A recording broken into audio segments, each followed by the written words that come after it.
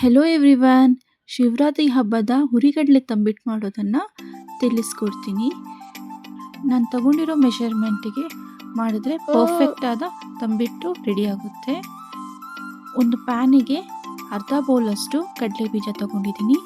ಕಡಲೆ ಬೀಜನ ಚೆನ್ನಾಗಿ ಹುರ್ಕೊಬೇಕಾಗುತ್ತೆ. ಕಡಲೆ ಬೀಜ ಎಷ್ಟು ಚೆನ್ನಾಗಿ ಹುರಿತೀರೋ ತಂಬಿಟ್ಟು ಕೂಡ ಅಷ್ಟೇ ರುಚಿಯಾಗಿರುತ್ತೆ. ಇದು ಕ್ರಿಸ್ಪಿ ಆಗೋವರೆಗೂ ಹುರ್ಕೊಬೇಕಾಗುತ್ತೆ.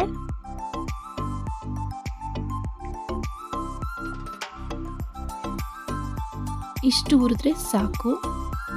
ಈಗ ಅದೇ ಪ್ಯಾನಿಗೆ 2 ಚಮಚದಷ್ಟು ಕಪ್ಪೆಳ್ಳು ತಗೊಂಡಿದ್ದೀನಿ. ನಿಮಗೆ ಬೇಕಾದರೆ ಬಿಳಿ ಎಳ್ಳು ಕೂಡ ತಗೋಬೋದು. ಇದು ಸ್ವಲ್ಪ ಹುರ್ಕೊಂಡ್ರೆ ಸಾಕು.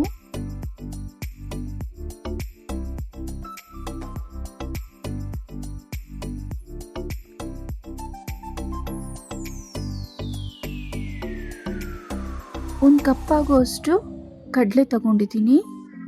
ಕಡಲೆಗೆ ಸ್ವಲ್ಪ ಏಲಕ್ಕಿ ಪುಡಿನ ಸೇರಿಸ್ಕೊತಾ ಇದ್ದೀನಿ. ಇದನ್ನು ನುಣ್ಣಗೆ ಪುಡಿ ಮಾಡ್ಕೊಳ್ಳೋಣ. ಹುರಿದಿರೋಂಥ ಕಡಲೆ ಬೀಜನ ಸಿಪ್ಪೆ ತೆಗೆದು ಮಿಕ್ಸಿ ಜಾರಿಗೆ ತರಿ ಆಗುವಷ್ಟು ರುಬ್ಕೊಳ್ಳೋಣ. ಜಾಸ್ತಿ ಪುಡಿ ಮಾಡೋಕ್ಕೆ ಬೇಡ. ನಾನು ಅರ್ಧ ಬೌಲಷ್ಟು ಕೊಬ್ಬರಿ ತುರಿನ ಸೇರಿಸ್ಕೊತಾ ಇದ್ದೀನಿ. ಹುರಿದಿರೋವಂಥ ಎಳ್ಳನ್ನು ಕೂಡ ಸೇರಿಸ್ಕೊಂಡಿದ್ದೀನಿ. ಒಂದು ಪ್ಯಾನಿಗೆ 3/4 ಕಪ್ಪಾಗೋಷ್ಟು ಬೆಲ್ಲ ಸೇರಿಸ್ತಾ ಇದ್ದೀನಿ. ಸ್ವಲ್ಪ ನೀರನ್ನ ಸೇರಿಸಿ ಬೆಲ್ಲ ಕರಗೋವರೆಗೂ ಕಾಯಿಸ್ಕೊತಾ ಇದ್ದೀನಿ.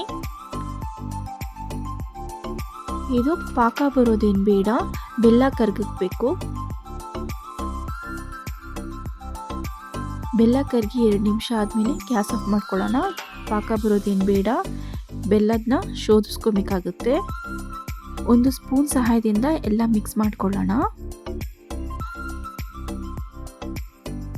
ಬಿಸಿಯಾದ ಬೆಲ್ಲದ ಪಾಕನ ಸ್ವಲ್ಪ ಸ್ವಲ್ಪ ಅಂತ ಸೇರಿಸ್ಕೊಂಡು ಕಲಿಸ್ಕೊಬೇಕಾಗುತ್ತೆ.